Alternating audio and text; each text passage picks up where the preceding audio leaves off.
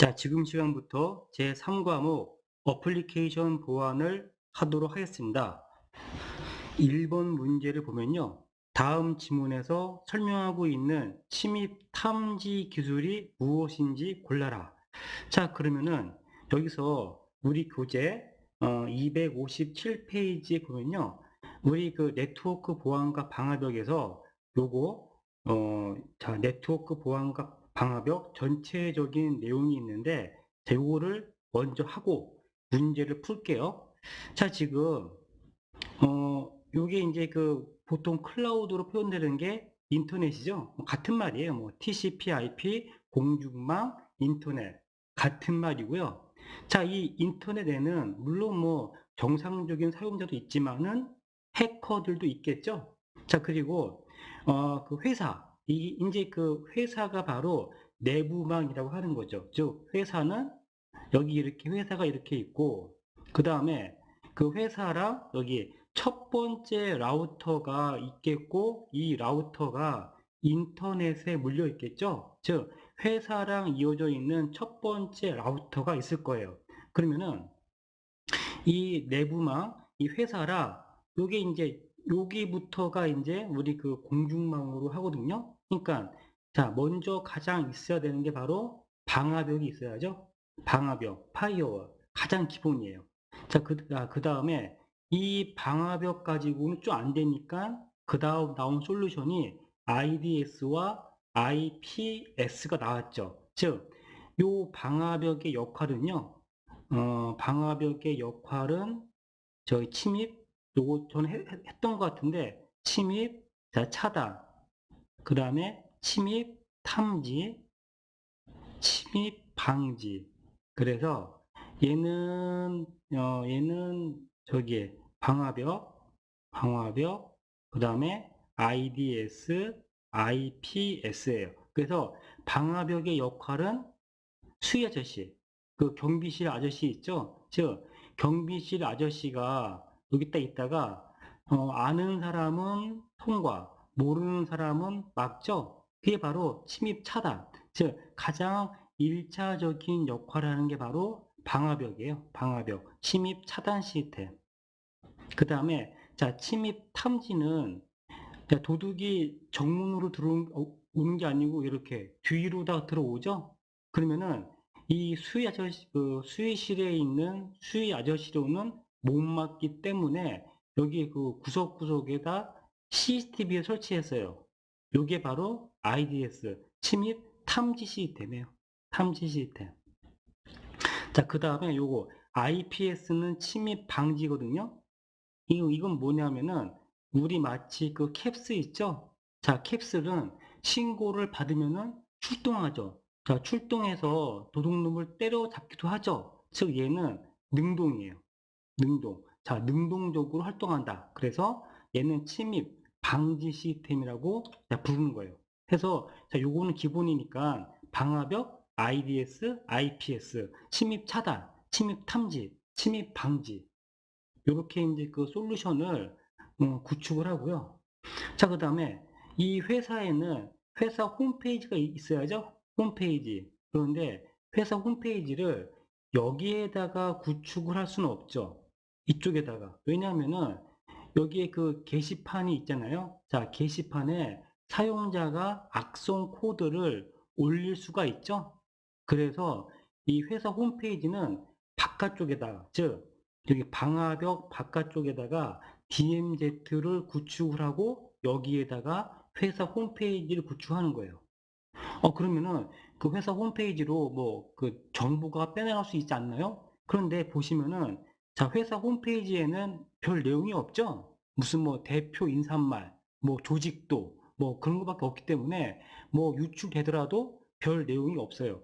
정말로 중요한 건 이런 거죠. 생산 관리, 영업 관리, 인사 관리, 그런 데이터지 무슨 뭐 회사 영역, 뭐 그런 거는 뭐 중요하지 않죠. 그래서 이 회사 홈페이지는 이 바깥쪽에다가 방화벽 바깥쪽에다가 그러니까 그 DMZ를 구축을 하고 여기에다가 회사 홈페이지를 구축을 하고요. 자, 그 다음에 한입팟이라는 게 있는데 얘는 꿀단지예요. 즉 뭐냐면은 미끼 역할을 하는 거예요. 미끼 역할.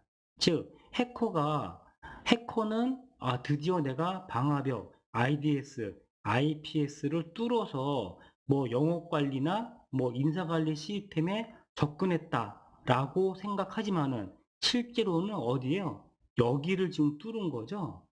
그래서 뭐 홍길동 왔다 감, 뭐 바보 이러면은 자, 이 관리자가 이 해커들이 어떤 기술을 쓰는지, 어떤 툴을 쓰는지를 유심히 관찰하는 역할, 그게 바로 한이팟이에요. 즉, 이 한이팟은 구색은 다 갖춰놓고 있어야 돼요. 그러니까 뭐 어설프게라도 방화벽, IDS, IPS 그런 구색은 갖춰져 있고요.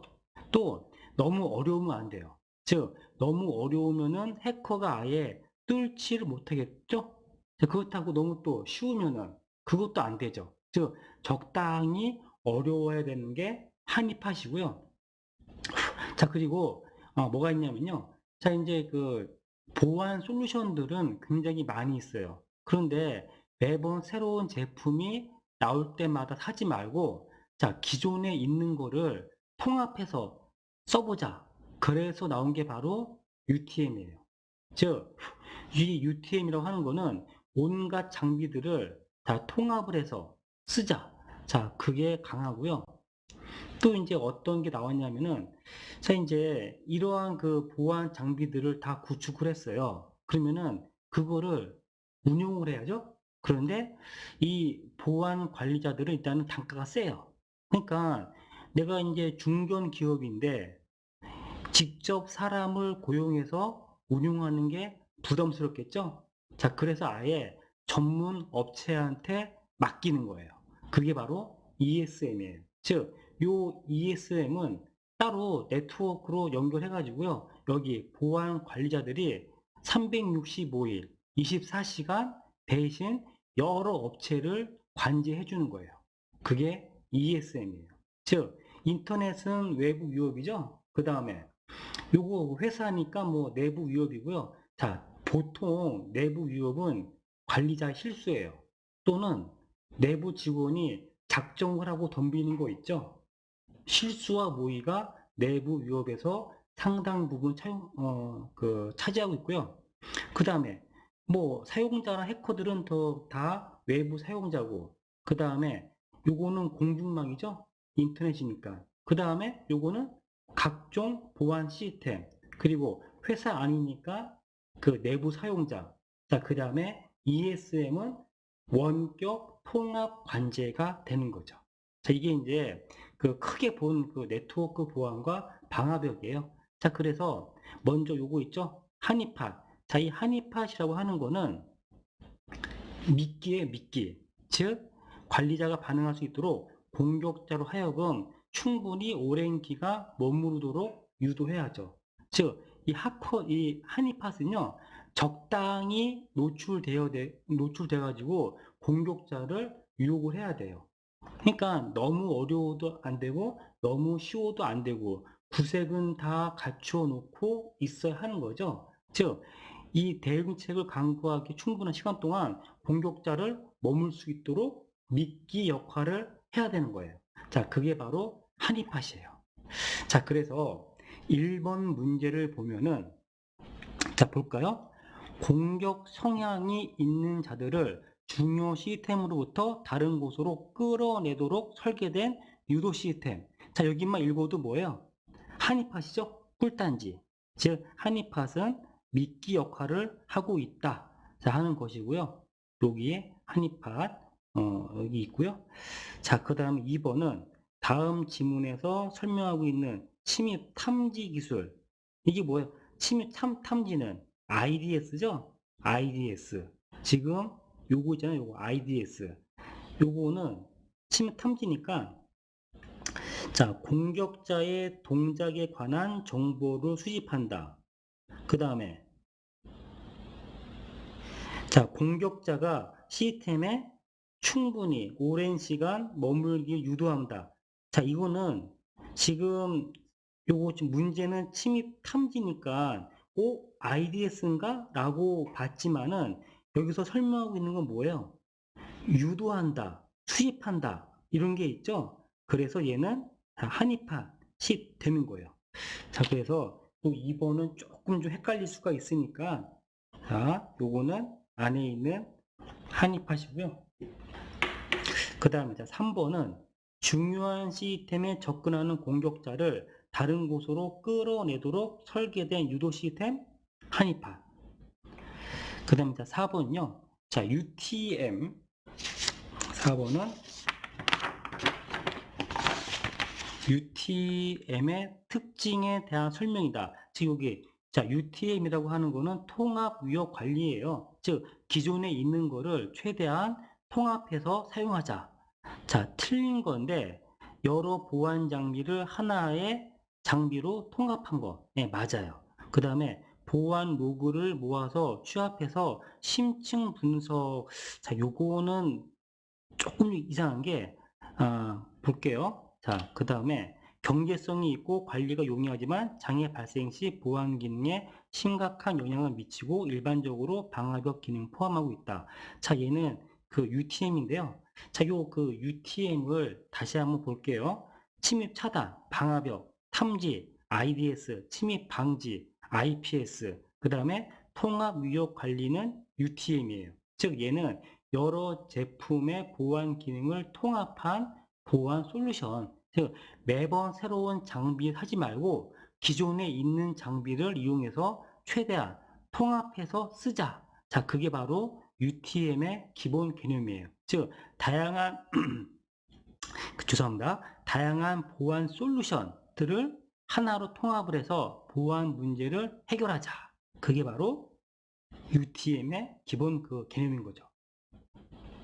자, 그래서 지금 4번 같은 경우에는 자, 심층 분석은 조금 좀 거리가 멀어요. 보통 이 심층 분석이라고 한다면은 무슨 뭐 웹 방화벽 아니면 뭐 IDS 뭐 그런 게 좀 많이 있고요. 요 4번은 자, 2번이 조금 좀 이상하죠. 그래서 자, 요건요. 심층 분석은 글쎄요. 요거 ESM이 조금 좀 적당하지 않을까. 예. 물론 뭐 다른 것들도 다 심층 분석을 할 수가 있죠. 예. 그래서 얘는 조금 좀 애매한데 하여간 2번이고요. 그 다음에 자 5번은 침입 탐지 시스템. 누구죠? 차단, 탐지, 방지니까 IDS예요. IDS의 탐지 기술 중 전문가 탐지 기법은 어떤 방법에 속하는가? 그래서 여기 밑에 보시면요. 자, IDS 탐지 기법에는 지식 기반 탐지가 있고요. 그 다음에 자, 행위 기반 그 침입 탐지가 있어요. 자, 이게 뭐냐면은 하여간 지금 그 답은 지식 기반에 보면은 여기 전문가 시스템들 있죠. 그래서 자, 5번은 자, 지식 기반인데요. 자, 이 차이점이 자, 먼저 IDS 침입 탐지 시스템. 이 침입 탐지라고 하는 거는 뭐 기존의 공격자 패턴 이용해서 공격을 감지해서 자, 시그니처 사인 기반 감지한다. 자, 그리고 뭐 이상 탐지 요런 말들이 있는데 자, 한번 볼게요. 이 침입 탐지 IDS는 어떻게 되어 있냐? 호스트나 네트워크. 여기서 말하는 네트워크는 라우터나 스위치가 되겠죠? 여기서부터 데이터 수집을 해요. 그런 다음에 자, 이 먼저 얘를 자, 먹기 좋게 가공을 해요. 그 다음에 분석 및 탐지하는 거죠. 자, 그래서 이 분석 및 탐지하는 방법에는 크게 오용 탐지, 이상 탐지, 하이브리드 방식이 있어요. 자, 그 다음에 이 탐지하면은 뭐예요? 보고 및 대응. 누구한테? 관리자한테. 자, 이렇게 있고, 그래서 요거 한번 나왔어요. 순서 있죠? 데이터 수집, 그 다음에 데이터를 가공 및 축약, 한 다음에 분석 및 탐지하는 거죠. 그 다음에 보고 및 대응. 누구한테? 관리자한테. 자, 이게 나왔고, 자, 그러면은 여기서 분석 및 탐지할 때 요거 자, 오용 탐지인데 취약점 DB가 있네. 자, 요건 뭐냐면은 자, 오용 탐지라고 하는 거는 여기에 그 시그니처들을 쭉 갖고 있어요. 그래서 이 축약된 정보가 여기 그 시그니처와 일치하면은 공격이라고 판단하는 게 바로 오용탐지 기법이에요. 즉, 오용탐지하기 위해서는 이 해커의 시그니처가 여기에 미리 저장되어 있어야 한다는 그런 그 단점이 있는 거죠. 그에 반해서 자, 이상탐지 이게 뭐냐면은 자, 요거는 시간이고 얘는 CPU 사용 그 양이에요. 그러면은 자, 먼저 임계치가 있다. 그러면은 보통 CPU 사용량은 밑에서 돌겠죠? 그런데 갑자기 뭐가 탁 올라갔어요. 그러면은 임계치를 초과했네? 이게 공격인가? 요렇게 판단하는 게 이상탐지 기법이에요. 즉, 이상탐지 기법의 장점은 뭐냐면요. 지금 취약점 DB에 아직 시그니처가 없어요. 즉, 해커가 내가 지금 처음으로 해킹 프로그램 만들었어요. 자, 만든 다음에 첫 번째 공격 대상에는 여기에 시그니처가 없겠죠? 그것도 그런 공격을 제로데이 어택이라 하거든요. 즉, 내가 첫 번째로 만들어가지고 첫 번째로 공격하는 타겟에는 여기에 그 정보가 없어요. 그래서 그 뚫리는 거를 제로데이 어택이라 하는데 이상 탐지 기법은요. 그런 것도 충분히 방어가 가능한 자 그러한 특징이 있는 게 바로 이상 탐지 기법이에요. 즉 얘는 제로데이 제로데이 어택 공격에 대한 방어도 가능하다. 그 다음에 하이브리드 방식은 뭐 이거 짬뽕 한 게 하이브리드 방식이고요.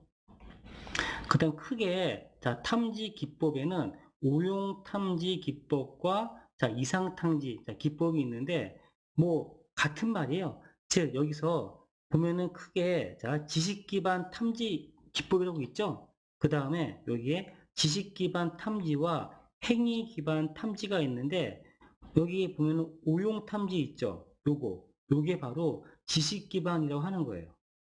즉, 이 지식 기반에는 전문가들, 자, 전문가들이 갖고 있는 거는 지식이죠, 지식. 그래서 이 전문가 시스템이 지식 기반 탐지 방법이라 하는 거예요. 즉, 전문가 탐지 기법은 지식 기반. 여기 지식 기반. 그래서 5번은 1번이 되는 거예요. 자, 그 다음에 6번은 자, 다음 보기 중에 오용 탐지 방법과 관련된 설명으로 옳은 것. 자, 오용 탐지가 뭔가? 그러면은 여기 있죠? 자, 여기 IDS에서 이 순서에 오용 탐지, 이상 탐지, 하이브리드, 즉 취약점 DB를 갖고 있으면은 걔가 오용 탐지였죠? 그 다음에 이건 뭐예요? 얘가 과제 탁 올라가면은 얘는 이상 탐지였죠? 그래서 이 오용 탐지와 이상 탐지 한번 볼게요. 자, 오용 탐지는 취약점 DB를 관리하는 거고 이상 탐지는 뭐예요? 이렇게 임계점을 급격하게 넘은 패턴을 공격이라고 판단하는 게 이상 탐지죠. 그래서 자 얘는 이 오용 탐지는요. 자 기존의 침입 방법들을 미리 데이터베이스에 저장해 뒀다가 이거와 패턴이 일치하면은 그 공격이라고 판단하는 게 오용 탐지 기법이에요. 자, 그에 반해 이상 탐지는 뭐예요? 자, 얘는 신경망 모델, 뭐 이런 것들, 뭐 AI, 그런 것들을 이용해 가지고요. 사용자의 행동 양식을 분석을 해요. 그 다음에 자, 급격한 변화가 일어나면 이거를 공격이라고 탐지하는 게 바로 이상 탐지 기법이에요. 즉, 행동 양식의 급격한 변화를 보는 거죠. 그래서 근데 이것도 잘 보면은 이것도 분명히 자 임계치를 넘었죠. 그런데 이 넘는 각도가 완만하죠. 그럼 이거는 그냥 작업 중이구나 라고 판단하지만은 이렇게 급격하게 변하면은 얘를 공격이라고 판단하는 거예요. 즉 이렇게 판단하기 위해서는 뭐예요? 오랜 시간 동안 정상적인 행위를 프로파일을 해가지고요 일정 기간 연습을 해야 돼요. 훈련을 받아야 되는. 즉, 임계치를 너무 높게 하면은 공격인데도 공격이라고 판단하지 못하겠죠? 또, 임계치를 너무 낮게 하면 뭐예요? 내가 정상적인 작업을 하더라도 이거를 공격이라고 판단하는 거예요. 자, 그래서 이렇게 일정 기간 동안 자, 훈련해야 되고요. 또 많이 헷갈려 하시는 게 오용 탐지, 이상 탐지에서 오용 탐지는 펄스 네거티브, 즉 미탐이 많고 오용 탐지, 이상 탐지는 펄스 포지티브, 오탐이 높다. 뭐 이래 가지고 막 헷갈려 하세요. 즉, 자, 펄스 네거티브는 미탐이고요. 펄스 포지티브는 오탐이에요. 펄스 포지티브, 펄스 네거티브, 오탐, 미탐. 자, 이거 볼게요. 자, 이 펄스 포지티브 얘는 뭐예요? 긍정이죠? 긍정. 얘는 부정이죠? 그래서 얘는 긍정 오류, 얘는 부정 오류예요. 그럼 차이가 뭐냐면은 자, 첫 번째 긍정 오류는요. 공격이 아닌데 공격이라고 판단하는 거예요. 즉, 양치기 소년에서 공격이 아닌데 심심해서 장난친 거죠? 그게 바로 긍정 오류예요. 그 다음에, 자, 부정 오류는 뭐냐면은 공격인데도 공격이라고 판단하지 않는 경우예요. 즉, 진짜로 늑대가 나타나서 양들 잡아먹고 있는데 아무리 외쳐도 사람들이 흥! 이렇게 하는 거죠. 이게 바로 부정 오류, 펄스 네거티브예요. 그래서 포지티브는 오탐, 네거티브는 미탐이라고 하는데요. 자, 관리자 입장에서 오탐보다는 미탐이 더 치명적이겠죠. 즉, 자, 오탐은 공격인 줄 알고 막 난리를 치렀어요. 그런데 다행스럽게 공격이 아닌 거죠. 이건 오탐이에요. 그러니까 미탐은 뭐냐면은 이미 사고가 터진 거죠. 즉, 이미 그 사용자 정보가 털렸는데 그거를 감지하지 못한 거죠. 그럼 얘는 뭐예요? 뉴스에 나오는 거죠. 이게 바로 미탐, 펄스 네거티브예요. 즉, 오용 탐지는 펄스 네거티브, 미탐이 높아요. 왜냐하면은 여기에 시그니처가 없으면은 탐지를 못 하겠죠? 그러니까 얘는 뭐예요? 낮다 하면 사고죠. 그에 반해서 이상 탐지는 나는 그냥 열심히 일한 것 뿐인데 이거를 공격이라고 잘못 판단하는 거. 이게 높아요. 자, 그래서 그만 헷갈려 하시니까 한번 그 정리해 주시고요. 그래서 얘는 뭐 시스템 감시 분석, 취약점 검사, 패턴 인식 이런 것들, 무결성 검사, 하여간 뭐 필요한 것들은 많이 하고 있는 게 바로 IDS예요. 네, 해서 자 이런 것들 하고 있고요. 자, 그래서 6번 문제를 보면은 6번 다음 중 오용 탐지 그러니까 뭐예요? 오용 탐지는 취약점 DB를 이용해서 하는 거죠. 지금 얘는 뭐예요? 미탐이 높았죠? 아까 미탐 얘는 사고예요. 즉 공격인데도 공격으로 판단하지 못하는 거 그게 바로 미탐 펄스 네거티브 즉 그 오용 탐지죠. 여기서 이제 요거 오용 탐지 요거에 대한 묻고 있는 거고요. 자, 그럼 A는 뭘까요? 정량적인 분석 방법, 통계적인 분석 방법, 신경망 모델은 여기 있죠? 네, 바로 이상 탐지예요. A는. 자, A는 이상 탐지고요.